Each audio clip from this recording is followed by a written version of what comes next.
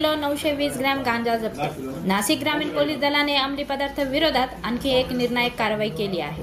मालेगाव तालुक्यातील सौंदाणे गावच्या शिवारात असलेल्या एका किराणा दुकानातून अवैधरित्या गांजाची विक्री करणाऱ्या इसमाला रंगेहात पकडण्यात पोलिसांना यश आले आहे। या कारवाईत तब्बल 8 किलो 920 ग्रॅम गांजा जप्त करण्यात आला आहे। पोलीस अधीक्षक बाळासाहेब पाटील यांच्या आदेशान्वये आणि अप्पर पोलीस अधीक्षक मालेगाव तेगबीर सिंग संधू यांच्या मार्गदर्शनाखाली स्थानिक गुन्हे शाखेचे पथक अंमली पदार्थ विरोधी मोहिमेत सक्रिय आहेत। 15 ऑक्टोबर 2025 रोजी स्थानिक गुन्हे शाखेचे पोलीस निरीक्षक श्री रवींद्र मगर यांना सौंदाणे गावच्या शिवारातील एका किराणा दुकानातून गांजाची अवैध विक्री सुरू असल्याची गोपनीय माहिती मिळाली। त्यानुसार श्वान पथकासह पोलिसांनी इंद्रनगर येथील श्री गणेशा किराणा दुकानावर छापा टाकला। या कारवाईत निलेश बापू पवार वय वर्ष 30 राहणार इंद्रनगर सौंदाणे हा इसम गांजाची विक्री करताना पोलिसांच्या हाती लागला।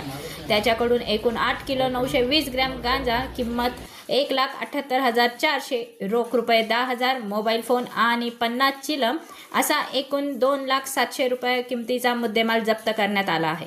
सदर इसमावर गुन्हा क्रमांक 765/2025 गुंगीकारक औषधी द्रव्य आणि मनोव्यापारावर परिणाम करणारा पदार्थ अधिनियम 1985 अंतर्गत कलम 8 क 20 व 20(2) अ प्रमाणे गुन्हा दाखल करून अटक करण्यात आली आहे।